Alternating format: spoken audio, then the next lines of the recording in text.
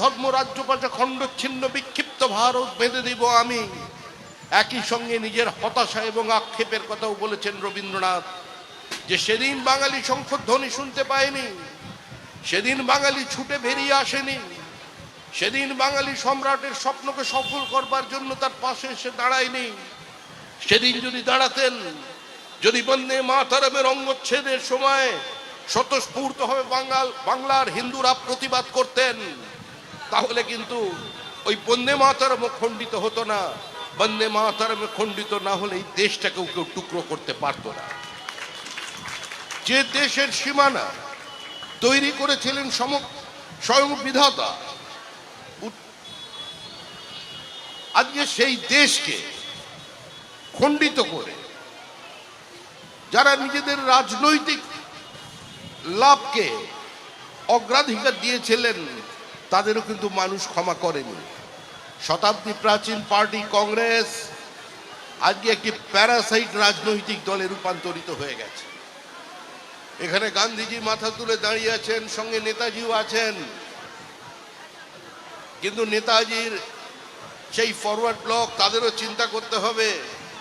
যে সুভাষ বোস নিজের জীবনীতে বলে লিখেছেন যে আমি কারোর প্রতিধ্বনি নই, আমি কারোর প্রতিচ্ছবি নই, আমি কারোর প্রোটোটাইপ নই, আই এম মাইসেলফ, আমি।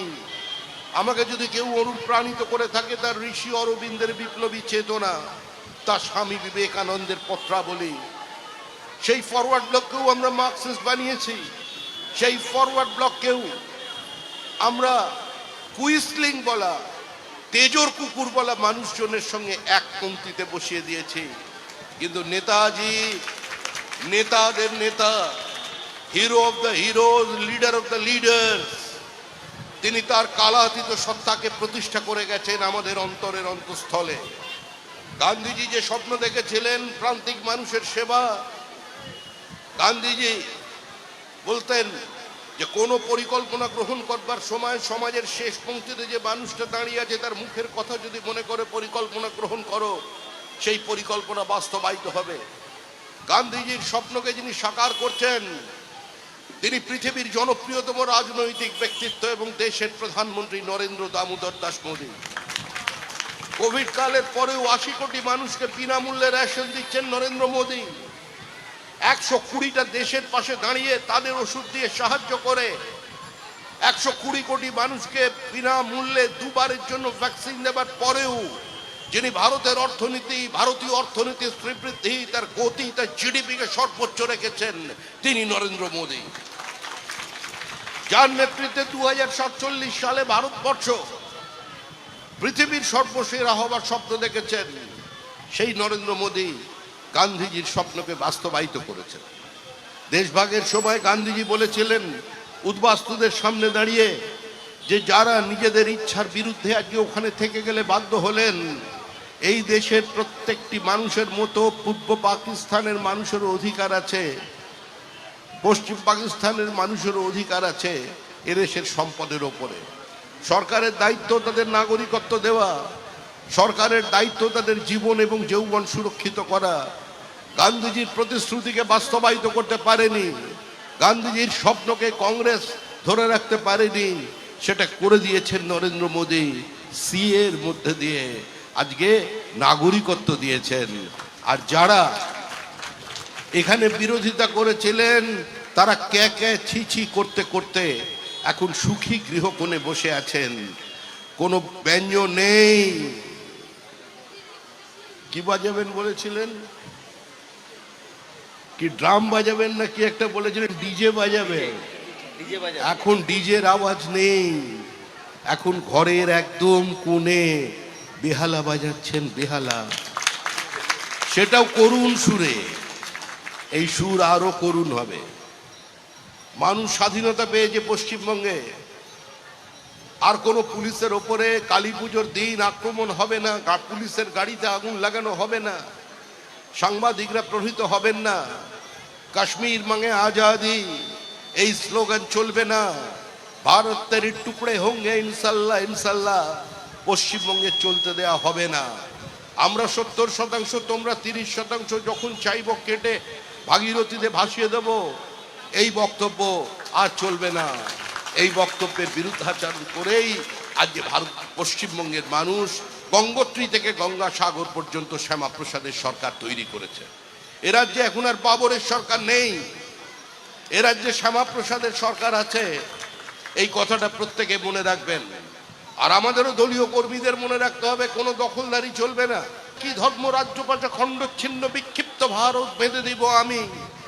একই সঙ্গে নিজের হতাশা এবং আক্ষেপের কথাও বলেছেন রবীন্দ্রনাথ, যে সেদিন বাঙালি শঙ্খধ্বনি শুনতে পায়নি, সেদিন বাঙালি ছুটে বেরিয়ে আসেনি, সেদিন বাঙালি সম্রাটের স্বপ্নকে সফল করবার জন্য তার পাশে এসে দাঁড়ায়নি।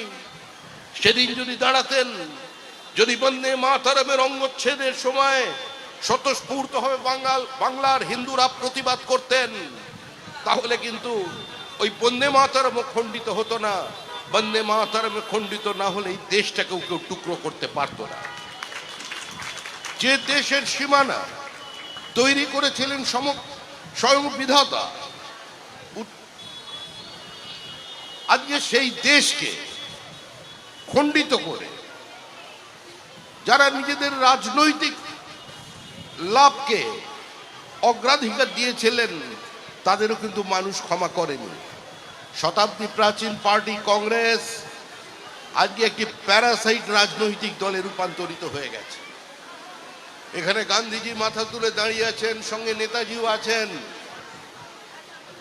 কিন্তু নেতাজির সেই ফরওয়ার্ড ব্লক তাদেরও চিন্তা করতে হবে। যে সুভাষ বোস নিজের জীবনীতে বলে লিখেছেন যে আমি কারোর প্রতিধ্বনি নই, আমি কারোর প্রতিচ্ছবি নই, আমি কারোর প্রোটোটাইপ নই, আই এম মাইসেলফ, আমি। আমাকে যদি কেউ অনুপ্রাণিত করে থাকে, তার ঋষি অরবিন্দের বিপ্লবী চেতনা, তার স্বামী বিবেকানন্দের পত্রাবলী। সেই ফরওয়ার্ড ব্লককেও আমরা মার্কসিস্ট বানিয়েছি, সেই ফরওয়ার্ড ব্লককেও আমরা কুইসলিং বলা, তেজর কুকুর বলা মানুষজনের সঙ্গে এক পংক্তিতে বসিয়ে দিয়েছি। কিন্তু নেতাজি নেতাদের নেতা, hero of the heroes, leader of the leaders, তিনি তার কালাতীত সত্তাকে প্রতিষ্ঠা করে গেছেন আমাদের অন্তরের অন্তঃস্থলে। গান্ধীজি যে স্বপ্ন দেখেছিলেন প্রান্তিক মানুষের সেবা, গান্ধীজি বলতেন যে কোনো পরিকল্পনা গ্রহণ করবার সময় সমাজের শেষ পংক্তিতে যে মানুষটা দাঁড়িয়ে আছে তার মুখের কথা যদি মনে করে পরিকল্পনা গ্রহণ করো, সেই পরিকল্পনা বাস্তবায়িত হবে। গান্ধীজির স্বপ্নকে যিনি সাকার করছেন, তিনি পৃথিবীর জনপ্রিয়তম রাজনৈতিক ব্যক্তিত্ব এবং দেশের প্রধানমন্ত্রী নরেন্দ্র দামোদর দাস মোদী। কোভিড কালের পরেও 80 কোটি মানুষকে বিনামূল্যে রেশন দিচ্ছেন নরেন্দ্র মোদী।